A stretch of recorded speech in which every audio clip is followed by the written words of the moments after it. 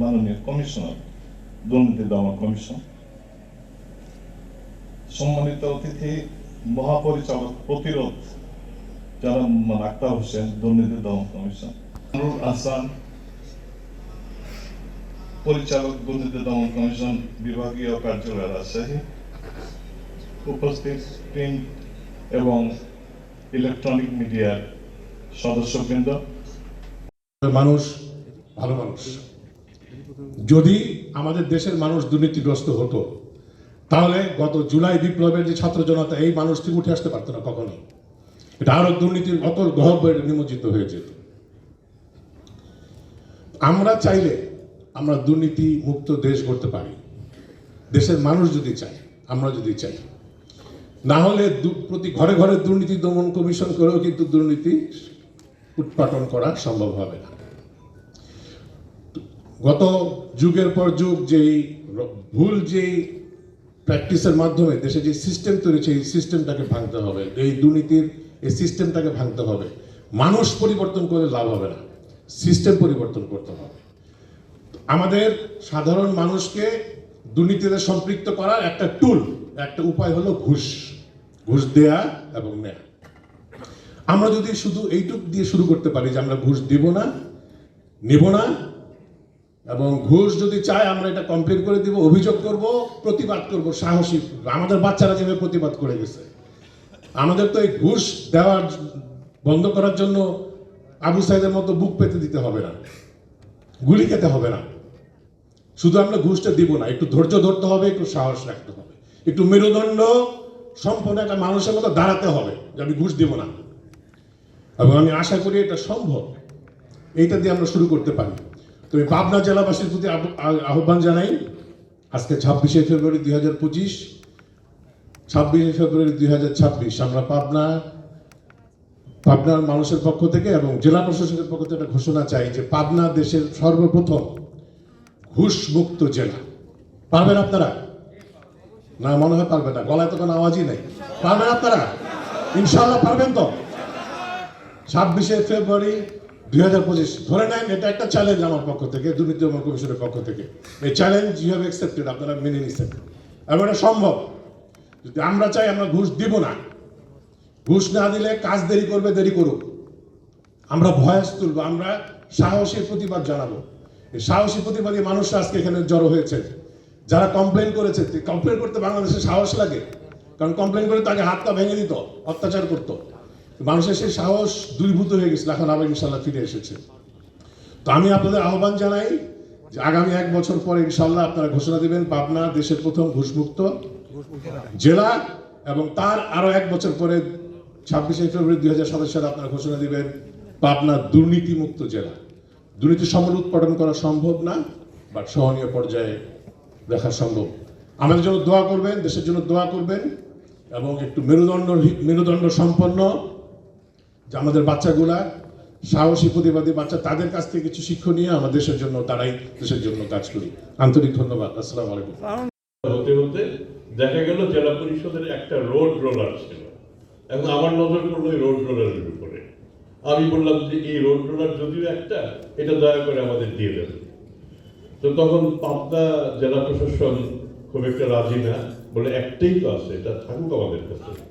আর আমি ভাবলাম যে এত দূর থেকে এসেছি সিরাজগঞ্জ থেকে, এই রোলারটা না নিলে তো আমার মনে হয় হেরেই গেলাম। তারপরে খুব অনুনয় বিনয় করে বললাম যে এই রোলার। মেয়ে বলছে, মা এটা তো গণ আন্দোলন, এই যে পরিবর্তন, এই যে জীবনদান, এত কিছু হওয়ার কোনো কারণ ছিল না।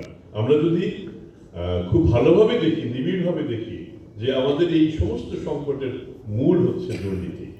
কাজে আমরা তো দুর্নীতিতে চাই না, এতে কোনো সন্দেহ নেই। আপনি যদি আমরা হাত তুলে দেখবেন, সবাই হাত তুলবে যেন আমরা দুর্নীতি চাই না, কিন্তু তারপরেও আমরা দুর্নীতি কম বেশি করে যাই। পাবনা সিরাজগঞ্জ আমি যৌথভাবে বলবো যে এলাকার একটা বড় বৈশিষ্ট্য, এটা কিন্তু সেই ব্রিটিশ আমল থেকে একটা প্রতিবাদী জেলা। কৃষক বিদ্রোহের একটা বড় ঘাঁটি ছিল এই পাবনা।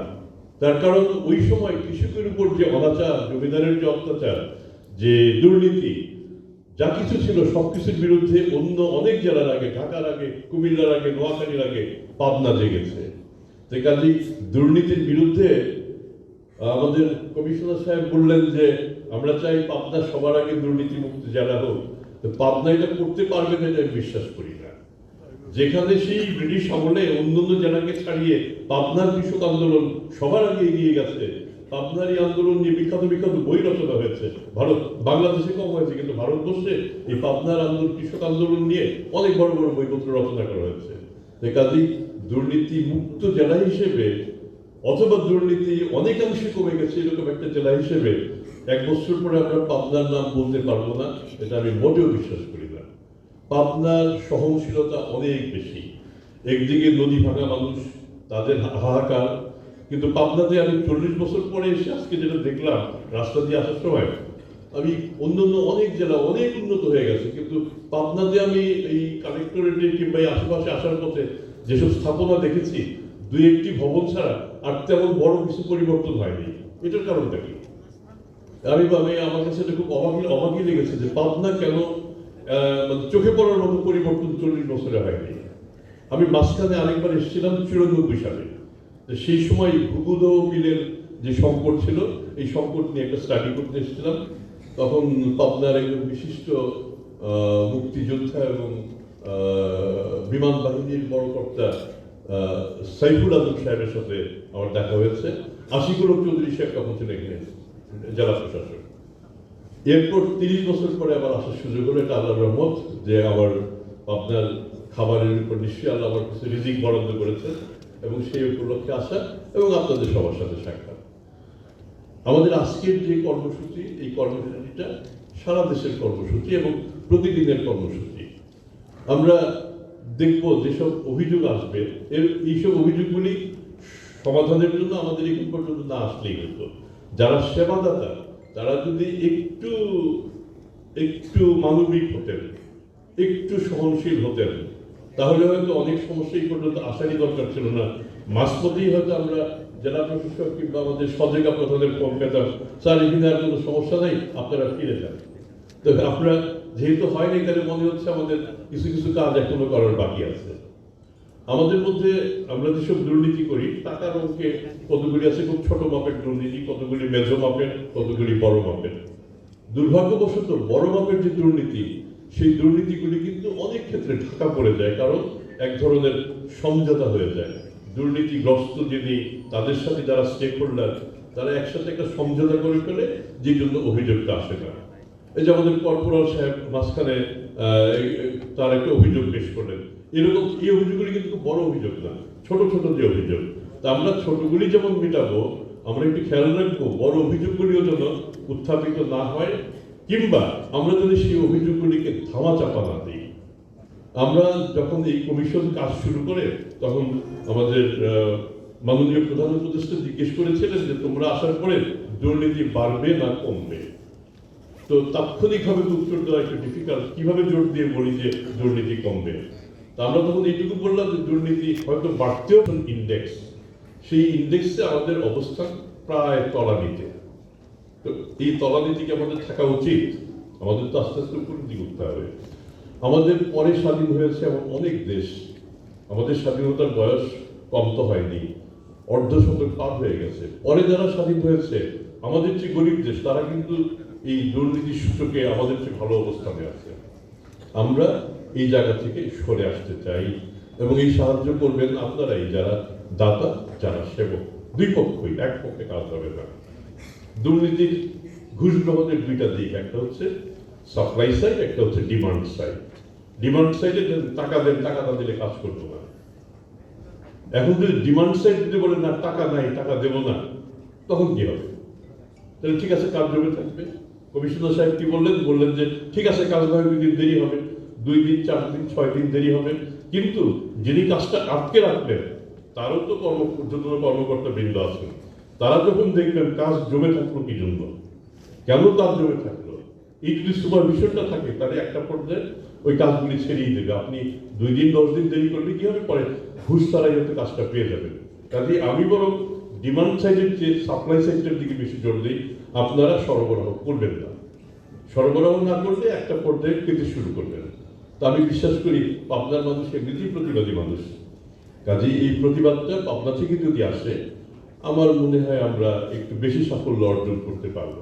তো এখন এই কাজের জন্য আপনারা কোন দিকে প্রথম দৃষ্টি দেবেন? আমি কোনো একদম সরাসরি দেখিয়ে দিচ্ছি যে জেলা প্রশাসক মফিজুল ইসলাম সাহেব শুরু করবেন তাকে দিয়ে, যে দেখি জেলা প্রশাসক সাহেব দুর্নীতি করেন কি করেন না, এটা বরং আমরা চোখে রাখবো সবার আগে। এরপরে আস্তে আস্তে আমরা বাকিদের সবার দিকে তাকাবো। তাতে আমার মনে হয় আমি তো বিশ্বাস করি জেলা প্রশাসন কিন্তু আপনার সব প্রশাসনই ভালো প্রশাসন, তারপরে যদি কিছু খুঁত থেকে থাকে সেই খুঁতগুলি আস্তে আস্তে দূর হবে। আমার মনে হয় আমার কথা আর বেশি বলা ঠিক হবে না। আমরা একটু পরেই শুনানিতে বসে যাব এবং চেষ্টা করব যতটা সম্ভব আমাদের উত্থাপিত প্রশ্ন সংকট যতটা সম্ভব সমাধান করা যায়। কিছু কিছু সমস্যা থেকে যাবে যেগুলি হয়তো সমাধান করা সময় সাপেক্ষ, আমরা সেদিকে চেষ্টা করবো একটা গাইডলাইন দিতে। অনেক ক্ষেত্রে অনেক বিষয়ে আদালতে আটকা পড়ে থাকে, আদালতের নিষেধাজ্ঞা থাকে, স্টে করা থাকে, তো সেগুলি ভ্যাকেট করতে অনেক সময় সমস্যা হয়।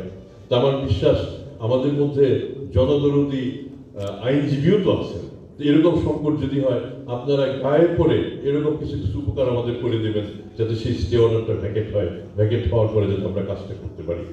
আর সব মিলিয়ে এই দেশে তো আমাদের থাকতে হবে, আমাদের তো এটা আমাদেরই দেশ, আপনার সন্তানদের দেশ, আপনার নাতি নাতনির দেশ, সবাই তো আর বিদেশে চলে যাবে না। যে কাজে এই দেশটাকে রক্ষা করবে কে? আপনি কার হাতে দেশটাকে ছেড়ে দেবেন?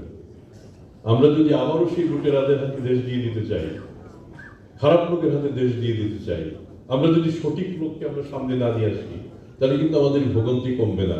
আমি বিশ্বাস করি আমাদের এই ভোগান্তি কমার যে আন্দোলন, সেই আন্দোলনটা পাবনাই শুরু করবে। আমি 84 সালে প্রথম এসেছি, 2024 সাল, 40 বছর। আমি বিশ্বাস করি এরপর যদি আরেকবার আসার সুযোগ হয় তখন পাবনা অনেক বদলে যাবে। অনেক ধন্যবাদ, আপনারা সবাই ভালো থাকবেন। আসসালামু আলাইকুম। আজকের অনুষ্ঠানের সভাপতি পাবনা জেলার সম্মানিত জেলা প্রশাসক জনাব মোহাম্মদ মফিজুল ইসলাম, কমিশনের বিভাগীয় পরিচালক, উপপরিচালক, সমন্বিত জেলা কার্যালয় পাবনা এবং জেলা দুর্নীতি প্রতিরোধ কমিটির সম্মানিত সদস্যবর্গ এবং সরকারি বিভিন্ন দপ্তর সংস্থার কর্মকর্তাবৃন্দ এবং আজকে যারা হবেন সকলের প্রতি আমার আন্তরিক কৃতজ্ঞতা এবং সালাম। স্যারকে প্রথমেই ধন্যবাদ জানাচ্ছি। আমরা পাবনা জেলা প্রশাসনের পক্ষ থেকে আজকে আমাদের পাবনা জেলায় এরকম একটি আয়োজনের জন্য, তো আমি স্যার বক্তব্য দীর্ঘ কমিশনার মিলে কমিশন তোলার স্বপ্ন আমরা এখনও কাঙ্ক্ষিত লক্ষ্যে পৌঁছতে পারিনি এবং সেখানে আমাদের অবস্থান বইয়ের বিশ্বে অনেক আমাদের মাননীয় চেয়ারম্যান মহোদয় বলেছেন যে আমাদের অবস্থান তলানিতে। এটা আমাদের জাতি হিসেবে অত্যন্ত দুর্ভাগ্যের এবং লজ্জা। তো আমি ব্যক্তিগতভাবে যেটা বিশ্বাস করি স্যার, যে দুর্নীতি প্রতিরোধ বা দুর্নীতি না করার জন্য সবার আগে প্রয়োজন আমাদের থেকে দূর না হবে সেটা কখনো এখান থেকে মুক্ত হওয়া সম্ভব নয়। মানুষ ব্যক্তিগতভাবে যখন ফিল করবে যে আমার আত্মসম্মান আছে, আমি একটি পদে দায়িত্ব পালন করছি, সে প্রতি জায়গায় আমি আমার পক্ষ থেকে আমিও সেটা চালিয়ে যাচ্ছি এবং আমি আমার অবস্থানটুকু সেভাবে আমি চলছি এবং সবাইকে আহ্বান জানাবো আমাদের স্যারদের যে প্রত্যাশা, সেই প্রত্যাশা অনুযায়ী আমরা পাবনা জেলাকে সবাই মিলে আন্তরিকভাবে কাজ করে আমরা একটা আদর্শ জেলা হিসাবে আগামী 1 বছর তারা যেন দেখতে পান অন্তত সম্পূর্ণরূপে দুর্নীতিমুক্ত না করতে পারলেও আমরা যেন কম্পারেটিভলি অন্য জেলার তুলনায় অনেক ভালো একটি জেলা হিসেবে তাদের কাছে আমরা উপহার দিতে পারি। আমার সাথে অনেক কথাবার্তা বলার পরে ধাপে ধাপে টাকা পয়সা নেওয়ার পরে উনি বললেন যে আপনার লাইসেন্স এসে গেছে। সিটি নিয়ে আমি দেখলাম যে 6,50,000 টাকায় সিটির পর লেখা আছে। আগে উনি 60,000 টাকা নিয়েছিলেন, বললে যে 10,000 টাকা আমার আর 50,000 টাকা এই অ্যাকাউন্টে জমা দেওয়া লাগে, সুলতান টেইলার্স যে অ্যাকাউন্ট। তো উনি জমা রাখেছে, তো যাদের মাধ্যমে নিয়েছে তার নাম্বার আমার কাছে আছে। তো এখন সিটি আসলো আমাকে দিল, কারণ সিটি আমার দেখে সন্দেহ হয়। সন্দেহ হওয়ার পরে আমি যার লাইসেন্স আসে তার নাম আছে, কীভাবে কাগজপাতি পাওয়া লাগে, অনেক কাগজপাতি লাগে। তাকে ওনার বাসায় একদিন মীমাংসার আলোচনা হয়, হওয়ার পরে আমাকে টিকা দেয় না, আজ দেবো কাল দেবো, অনেকদিন ঘোরানোর পরে তারপরে আমি চিন্তা ভাবনা করলাম যে এই পদক্ষেপ নেব। তখন আমি এখানে অভিযোগ করি। আর ওনার একটা, উনি যে আমার থেকে টাকা পয়সা নিয়েছে, আমার তো মোবাইল বাটন সেট, কিন্তু আমি একটা মোবাইলে ওনার কণ্ঠ রেকর্ডিং করি, সেই কণ্ঠটা আপনারা শোনান, সেই রেকর্ডিং আমার করা আছে। এটা আমার আবেদন। টিসিবির ট্যাগ কর্মকর্তা যারা, তারা কখনোই লাইসেন্স দেয় না। আমি শুধুমাত্র যেদিন টিসিবি বিতরণ হয় সেই দিন কর্মস্থলে ওই ভেন্যুতে থাকি, পণ্যের পরিমাণ ঠিক আছে কিনা, সেবা গ্রহীতারা ঠিকমতো পণ্য পাচ্ছেন কিনা, বেশি টাকা নেওয়া হচ্ছে কিনা, আমরা শুধু সেটাই তদারকি করি। করবার জন্য আমার ভয়েস রেকর্ড করে, সেটা আমার আসলে জ্ঞাতব্য নয়। এই কারণেই যে কোনো মানুষ যখন আমার ভয়েস রেকর্ড করবেন, তখন উনি তো চিন্তা করছেন যে আমি ভয়েস রেকর্ড করব, আমাকে কথাটা এভাবে বলতে হবে, ওনার নিজের দোষ ঢেকে রেখে উনি ভয়েস রেকর্ড করবেন, এটা খুবই স্বাভাবিক। আর আমি যেহেতু একজন দপ্তর প্রধান হিসেবে কর্মরত আছি, আমার দীর্ঘদিনের এখানে আমার অনেক পরিচিত মানুষ আছে, আমি ভীষণ লজ্জিত বোধ করছি যে আমাকে এই কারণে এখানে আসতে হয়েছে। এবং উনি আমার ইউনো স্যারের কাছেও গিয়েছিলেন, শামিমা সুলতানা স্যারের কাছে। স্যার কিন্তু এক বাক্যে ওনাকে কিন্তু এটা ভেটো দিয়ে দিয়েছেন যে আপনি কেন এসেছেন এখানে, ওনার কাছে আপনি যে টাকা দিয়েছেন তার কোনো ডকুমেন্ট আছে? উনি শুধু বলেন যে আমাকে টাকা দিয়েছেন, কিন্তু উনি আমাকে 50,000 টাকা দিয়েছিলেন স্যার, একদিন 30,000, একদিন আমার একজনের মাধ্যমে 20,000, যেটা উনি বলেছেন। আমি এই 50,000 টাকা আমার পাশের প্রতিবেশী ডিলারের মাধ্যমে ওনাকে দিয়েছি, যেটার ভিডিও ফুটেজ এবং ছবি আমার কাছে আছে। যে আমি ওনাকে বলেছিলাম যে এই যে 50,000 টাকা ফেরত দিলাম, আপনি তো পরে অস্বীকার করবেন, আমার কাছে আছে, আপনারা চাইলে দেখতে পারেন। আমি ওনাকে এটা রিটার্ন করেছি। এবং এই পরবর্তীতে আমি আর কোনোদিনও এটা নিয়ে আসলে চিন্তাও করি নাই যে ব্যাপারটা এই পর্যায়ে আসবে। যেহেতু উনি ইউনো স্যারের কাছে গিয়েছিলেন, দীর্ঘদিন আমার অফিসে গিয়ে এভাবে বসে থাকতেন। আমার অফিসে তো আমি একা না স্যার, আমার অফিসে আরো 10 জন কি নাই, আমার তো এটা মাথায়ও ছিল না যে ব্যাপারটা এই পর্যায়ে যাবে। আমি সকলের সামনে আপনাদের কাছে এটাই আবেদন করব যে আপনারা বিষয়টাকে অবশ্যই, আমার যেহেতু একটা রেপুটেশন আছে, আমি তো পাবলিক সাধারণ মানুষ নই, আমি একটা দপ্তরের প্রধান, আমার এই চেয়ারের একটা অবমূল্যায়ন হোক, আমি এটা কখনোই চাইবো না। এবং আমি এখানে অনেক বছর, 7 বছর ধরে স্যার আমি টিসিবিতে আছি। টিসিবির সাথে যদি আমার এরকম আরো কোনো কিছু হতো তাহলে অনেকেই হয়তো বলতো। আমার অনেক ডিলার আছে, আর ওনার সাথে আসলে একজন ডিলার আছে, যে ডিলার সম্পর্কে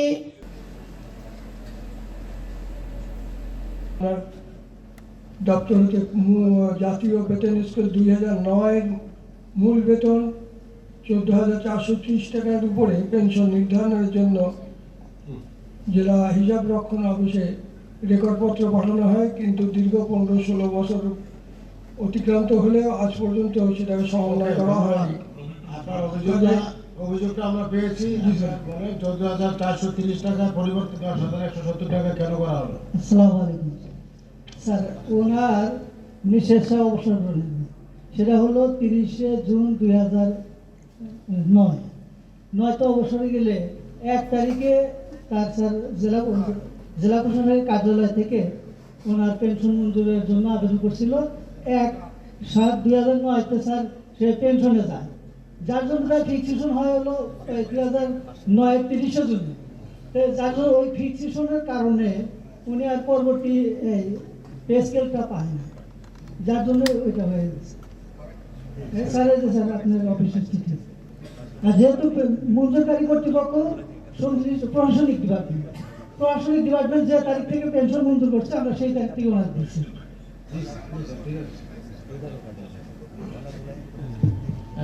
সম্মানিত সেবা গ্রহীতা, আমরা তো বিদ্যমান যে বিধিমালা আছে তার বাইরে যাওয়ার কোনো সুযোগ নেই। তো আপনার যেহেতু এটা আগে নির্ধারণ করা হয়েছে, তো সেই সরকারি প্রজ্ঞাপনের আলোকেই কিন্তু বিধি অনুযায়ী আপনাকে এটা বেতন নির্ধারণ করা হয়েছে। আপনাকে যে অতিরিক্ত দেওয়ার কিন্তু সুযোগ ওনার নেই, ঠিক আছে? জেলা প্রশাসক কার্যালয় থেকে যেই চিঠি ইস্যু করেছে সেই স্মারকের প্রেক্ষিতে অ্যাকাউন্টস ডিপার্টমেন্ট থেকে এই বিষয়ে সিদ্ধান্ত প্রদান করা হয়েছে। তো আপনার এটা তো আইনের বাইরে যে কিছু করার সুযোগ নেই, আপনাকে এটা একটু মেনে নিতে হবে। ধন্যবাদ।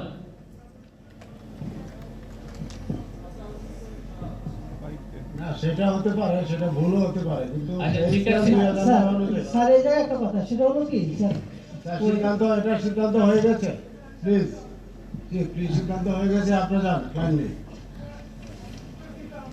ঠিক আছে, আমাদের অ্যাকাউন্টস অফিস থেকে আপনি কেন তিনি পাবেন না তাকে বুঝিয়ে বলতে হবে, একটা চিঠি দিয়ে দিবেন কি কারণে তিনি পাবেন না তাকে এটা জানিয়ে দেবেন। স্যার বারবার ওনাকে বলাও হয়েছে, উনি সিএনডি মহোদয়ের কাছে অভিযোগ করছেন, কিন্তু এই কাগজপত্রটা বলেছেন তো পাই না না। ঠিক আছে, আপনি তাকে বুঝিয়ে দিবেন কেন তিনি পাবেন না এটা। ঠিক আছে স্যার, শুনুন। আচ্ছা, সম্মানিত ওকে, পেনশন হোল্ডার, আপনাকে জানাবেন, আপনাকে জানাই দিন, আপনাকে লিখিতভাবে জানাবেন। ওকে, অনেক ধন্যবাদ। জুনাল সেটেলমেন্ট অফিস পাবনা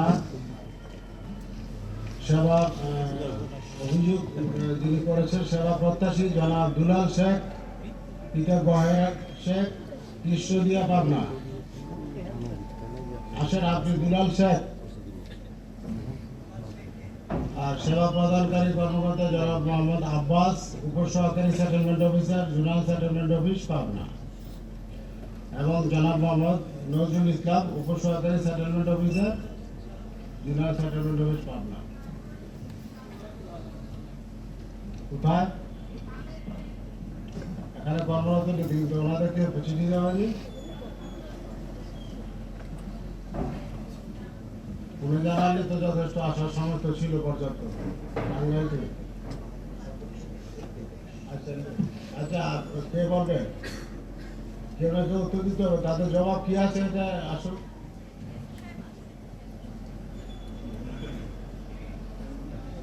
হ্যাঁ, দুলাল শেখ আছেন? দুলাল শেখ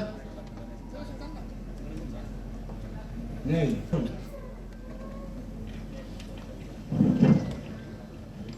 এটাও জুনাল সেটেলমেন্ট অফিস পাবনা, সেবাদানকারী আব্বাস, একই ব্যক্তি।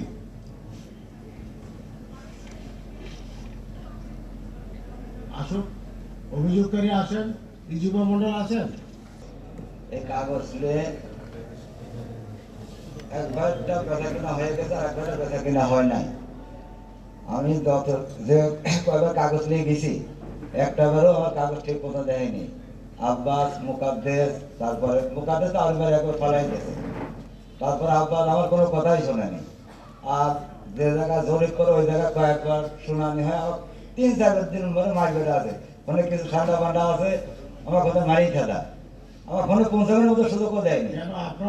30 ধারায় গেছি, 30 ধারা আমার কোনো কেস লাগেনি। লাস্টে কোনো নকল টকল তুলে এই করেছি, আমার 31 ধারাও দেয়নি। আর আমার হলে সবুজ রেকর্ডে আমার বাড়ি ঘর কোনো কিছু হয়নি, সরজমিন করে হয়েছে স্যার। মানে এই অবস্থা কত, পুলিশের কাছে গেছি, না হলে যেমন 10 বার এই কয়েকদিনই আমার উপরে বাড়ি ঘর ভাঙচুর, গাছ গাছালি কাটা, ছবি তোলা, সব কিছু আছে। আমি পুলিশ প্রশাসন দিয়েছি, দিয়েছি, তারপরে পুলিশের কাছে কয়েকবার গেছি, ঠিক মতন এরা আসে না। একদিকে তো আসে, আর একদিকে আগে ছেলে। ঠিক আছে,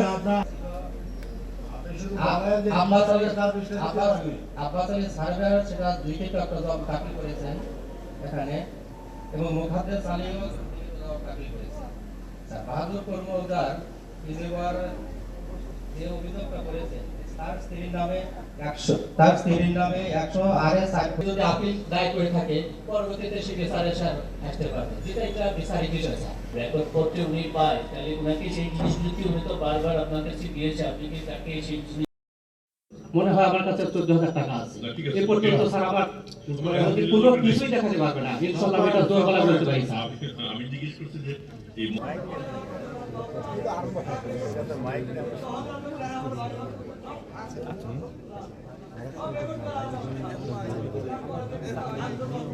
আচ্ছা ঠিক আছে, এটা আমরা তদন্ত করবো এটা।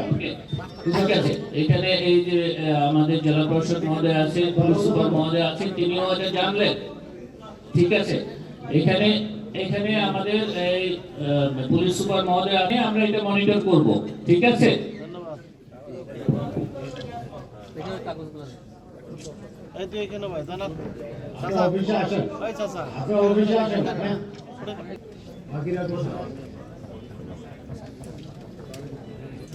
আনোয়ার হোসেন, সার্ভেয়ার জেলাডিসি অফিস, জনাব নজরুল ইসলাম, উপসহকারী সেটেলমেন্ট অফিসার ও আপত্তি officer, junior settlement office.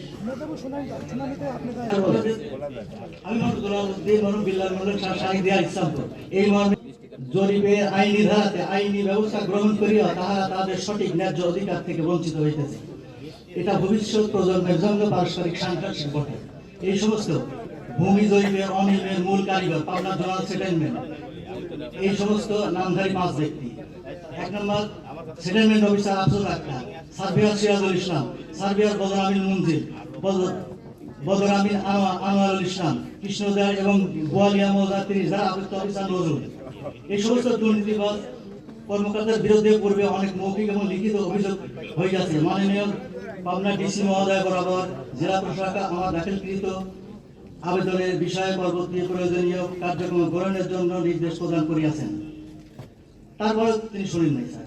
Settlement officer Afroza আক্তারের নিকট বহুবার আমি গিয়েছি, আমাকে তিনি প্রতিকারের আশ্বাস দিতেন এবং অনিয়মকারী সার্ভেয়ারদের কম্পিউটার এবং হাল নকশা সহ তাহার রুমে হাজির করিয়া জাল রেকর্ড প্রস্তুত হইয়াছে তাহা প্রমাণ দেখাইতেন এবং আমাকে বলতেন নকশা সংশোধন হবে, কিন্তু আমি বেড়ে গেলে কিছুই মনে রাখতেন না স্যার। আচ্ছা, সংশোধন হবে আরো আছে স্যার, আমি বলতে চাই একটু সময় আমি ভূমি জরিপের চলাকালীন 5টা-6টা ধারা অতিবাহিত হয়েছে। মাঠ পর্যায়ে তিস্তর গুজরাট খেলাপুরি বিবাদ বিভিন্ন ধারা অতিবাহিত হয়েছে, মৌখিক এবং লিখিত আমি বহুবার অভিযোগ করেছি স্যার। আপনার অভিযোগ তো এটাই করেছি আমি টাকা দিয়ে স্যার শুনেন আপনার 2128 যে জমিটা সেটা অন্য জায়গায় স্যার দূরে নকশা দেখানো হয়েছে, এটা আপনার অভিযোগটা তারপর সঠিক স্যার জায়গায় আমি দেখানো হয়নি। স্যার একটা করে আছে যেমন আপনার জমিটা যেখানে থাকার কথা সেখানে নেই স্যার, অন্য জায়গায় স্যার। ঠিক আছে, ওকে, ঠিক আছে, আমরা এটার জবাব কি বলেন বলেন সেটেলমেন্ট অফিস। ধন্যবাদ স্যার। আসসালামু আলাইকুম। জনাব দুলাল শেখ যে অভিযোগটি করেছেন, ওনাকে আমি আমার যতটুকু মনে পড়ে আমি 3 থেকে 4 বার তার প্যাশেন্স হিয়ারিং আমি নিয়েছি। আমার পুরো টেকনিক্যাল টিম নিয়ে ওনার সাথে আমি বসেছি। আচ্ছা, আপনি এ ধরনের অভিযোগ সম্পূর্ণ রকম আপনার কথা তো এখন বললে হবে না, ওনার কথা শুনেন কাইন্ডলি। উনি যে অভিযোগটি করেছেন স্যার, সেই অভিযোগটি বিস্তারিত ব্যাখ্যার জন্য সেটা হলো যে আমরা আগে যে জরিপটি করেছিলাম সেটি হচ্ছে ম্যানুয়াল জরিপ। পরবর্তীতে আমাদের যে জরিপটি করা হচ্ছে সেটি আসলে গানটার চেইন এসব টেনে জরিপ করা হতো, কিন্তু বর্তমানে আমরা হচ্ছে বিভিন্ন আধুনিক প্রযুক্তির মাধ্যমে জিও রেফারেন্সিং করে কোঅর্ডিনেট বসিয়ে আমরা আসলে প্রকৃত যে জমির অবস্থান সেটি নির্ণয় করে আসলে জরিপটি করা হচ্ছে। এবং এটি দেখা যায় যে প্রাক্তন যে জরিপগুলো আমরা করেছি সেখান থেকে এই নকশা যেটি প্রণয়ন হচ্ছে সেটি একেবারে স্যার, এটি আপনি জানেন যে ভূপৃষ্ঠের জি এর মান যেটি, সেই মানটি নির্ণয় করে এটি করা হয়ে থাকে। এবং উনি যেটি প্রথমে উনি জবাবটি বলেছিলেন যে ওনার কিন্তু অবস্থান ঠিক আছে, উনি ওনার বক্তব্যে সেটি লিখেছেন। তো এইখানে স্যার যে টেকনিক্যাল প্রবলেমটি আছে সেই প্রবলেমটি কিন্তু আমরা মোটামুটি সলভ করেছি। এবং এই বিষয়ে আমি বলার জন্য আমার যে টেকনিক্যাল টিমের যে প্রধান টিএ সাহেব, ওনাকে আমি একটু দিচ্ছি যে উনি এই বিষয়টি ব্যাখ্যা করবেন। স্যার, আসসালামু আলাইকুম। ওনার স্পেসিফিক যেই অভিযোগটা করেছেন সেটা উনি ওনার বক্তব্যে বলেছেন যে ওনার যেই জায়গায় অবস্থান সেই জায়গায় নকশা তৈরি হয়নি, এবং আরো একটা অভিযোগ করেছেন যে ওনার যে প্লটটা আরএস যে প্লট লোক কাজ করে এবং পাবনা জেলায় 30,000 গ্রাহককে আমি সার্ভিস দিয়ে থাকি এবং শুধুমাত্র পাবনা সদরে 11,000 গ্রাহক আছে এবং 98% গ্রাহক আমাদের নারী সদস্য। সো আমি পাবনা জেলার স্থায়ী বাসিন্দা না, আমি বিগত কাগজগুলো সবগুলো কাজই সংশোধন করে এবং নিজে রেডি করে নিয়ে যাই। এবং আমি লাঞ্চ ব্রেকে যখন গেলাম তখন আমি পাসপোর্ট অফিসে ঢুকে দেখছিলাম 2-3 ব্রোকার আমাকে বলছে আপা জি স্যার, টাকা দিচ্ছে না কেন ওনাকে? স্যার আমাদের ফান্ড ক্রাইসিসের জন্য বাংলাদেশ ব্যাংক কিছু সাপোর্ট দিয়েছে, সেই সাপোর্ট দিয়ে আমরা কিছু কিছু করে টাকা দিচ্ছি। 20 লক্ষ টাকা আপনার কাছে রাখছে, আপনি 10,000 টাকা। স্যার উনি 20 লক্ষ টাকা উনি প্রফিটে রাখছে, প্রতি মাসে মাসে মুনাফা পাইছে, মুনাফার টাকাটা আমরা দেওয়ার চেষ্টা করতেছি স্যার। যাই হোক, উনি যখন টাকা ফেরত চাচ্ছে আপনি দিয়ে দেন। স্যার আমাদের ফান্ড ক্রাইসিসের জন্য তো আমরা দিতে পারছি না স্যার। একটু সমস্যার ব্যাংকের যে ক্রাইসিস যাচ্ছে, টাকা পয়সা তো শেষ, লুটপাট করে তো সব শেষ হয়ে গেছে। তো এখন যেহেতু ফান্ড ক্রাইসিস আছে, এটাও একটা দুর্বল ব্যাংকের মধ্যে একটা, একটু ধৈর্য ধরেন। এখন এই মুহূর্তে যেটুকু দিতে পারছে তারা সেইটুকু ইয়ে করেন এবং আপনারা চেষ্টা করেন, যেহেতু ওনারও তো এই অনেক প্রয়োজন টাকা। জি স্যার, তো সেটা বিবেচনা করে পর্যায়ক্রমে দেন কিছু অর্থ। জি স্যার, আমরা ধীরে ধীরে স্যার আমরা দিয়ে দিব, একটু ধৈর্য ধরতে হবে আমাদেরকে, আবার ধৈর্য ধরতে পারবে না। আর শেষ পর্যন্ত বিচার কে করে এটা আপনারা খুব ভালো করে জানেন। দুদকের কাজ হচ্ছে বিভাগ বিচারের জন্য তৈরি করে দেওয়া, বিচার করে আদালত, কাজে সেই বিচারটা আদালত থেকে আসবে। আমরা চেষ্টা করব, আমি পাবনার খুব প্রশংসা করি এই কারণে যে পাবনা সবসময় একটা প্রতিবাদী জেলা এবং প্রতিবাদটা দুর্নীতির বিরুদ্ধে আরও বেশি হওয়া উচিত, যাতে পাবনাটা শেষ পর্যন্ত একটা দুর্নীতিমুক্ত জেলা বাংলাদেশের অন্যান্য জেলার আগে হয়। আমরা সেভাবে এগিয়ে যাবো। আজকের আমরা যে কাজগুলি করতে এসেছি, আজকে আমরা তাৎক্ষণিকভাবে যেসব অভিযোগ পেয়েছি এর মধ্যে অল্প কিছু আমরা সমাধান করতে পেরেছি, কতগুলি সমাধানের কিছু দিক নির্দেশনা আমরা দিতে পেরেছি। কিছু কিছু সমস্যা আছে যেগুলি খুব সহজে সমাধান হবার নয়, আদালতে হয়তো মামলা মোকদ্দমা রয়েছে, কাজে সেক্ষেত্রে কিছু বেশি সময় লাগবে। আর আমি যেটা চেয়েছি, আমাদের যারা সেবা দাতা আছেন, আজকে কিন্তু সেবা গ্রহীতা যারা, তারাই হচ্ছেন মূল ব্যক্তি। তাদের আমরা সেবা দিতে পারছি না, আমরা রাষ্ট্রের টাকায় বেতন দিচ্ছি, আমরা তাদের টাকা, তাদের ইনকাম ট্যাক্সের টাকা আমরা জীবন ধারণ করি। তো সেক্ষেত্রে আমাদের যে দায়বদ্ধতা সেটা সবচেয়ে বেশি গুরুত্বপূর্ণ। তো সেখানে আমি বিশ্বাস করব, আমাদের যারা দাতা প্রদানকারী প্রতিষ্ঠান, সেই প্রতিষ্ঠান সেন্সিটিভ হবে, মানবিক হবে এবং তাদের সমস্যাগুলি সমাধান করার জন্য যতটা সম্ভব এগিয়ে আসা যায় এগিয়ে আসবে। শুধু যদি বারবার আমরা তাদের হাইকোর্ট দেখাই তাহলে তো হবে না। অনেক কাজ আছে যেগুলি আমরা একটু পদ্ধতির সামান্য একটু বাইরে গিয়েও সম্পন্ন করতে পারি।